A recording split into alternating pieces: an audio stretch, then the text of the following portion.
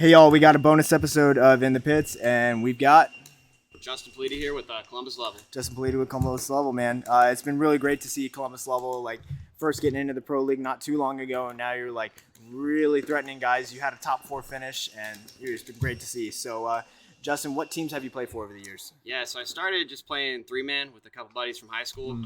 From there, we met some other kids our age at a local field called TPA, and we joined a 5-man team, created it together called Fatal Effect.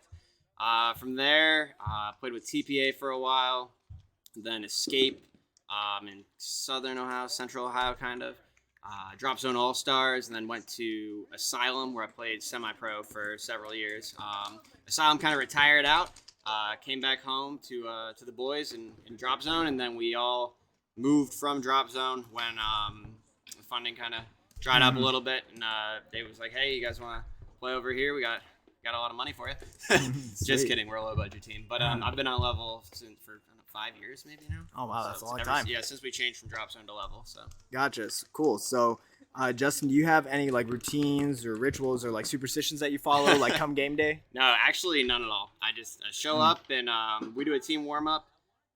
We do the Ric Flair. I'm sure you've heard that in the pits, and that's kind of our thing. But I don't personally have anything that I do differently that would be unique or anything like that. No music. Just gonna get right after it. Gotcha. I mean, the Ric Flair, that's a great team one right there. Yeah. So, Justin, all right, here, let me open this again. So, where are you local to currently, and what are some like highlights of your local scene? Yeah. So I live in Cleveland, Ohio, in Ohio City. Like just 5 seconds outside of the city. Highlights: we got Barrio, great taco spot. Where do we like to go, man? I don't even know. Spent a lot of time at the Vault downtown at the Med 9. That's a pretty cool place. Garden of Eden's a nice little rooftop bar we go to. So those are kind of spots I like to frequent. Yeah, I lived in Ohio just for a little bit, but I lived all the way up in Beaver Creek, just outside of Dayton. I don't know where that is. Dude, it's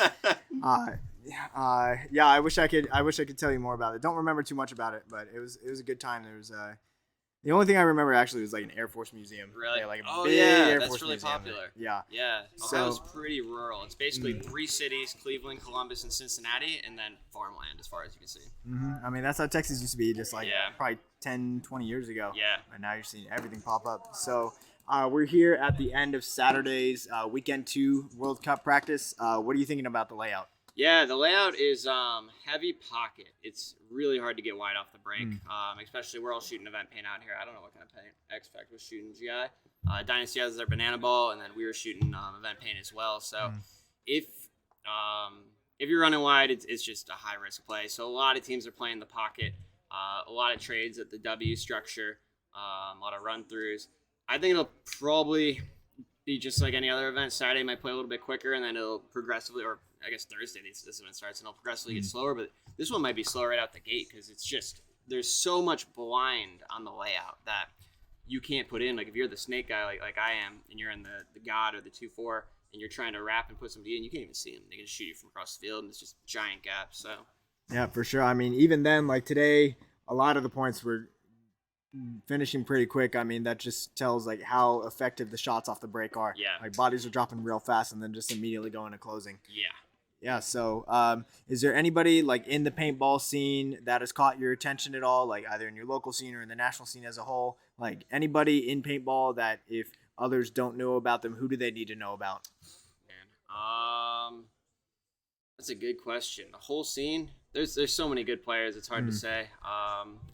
I know we got a team that plays out of level, Struggle D2. They just won the last event. All those guys are pretty good.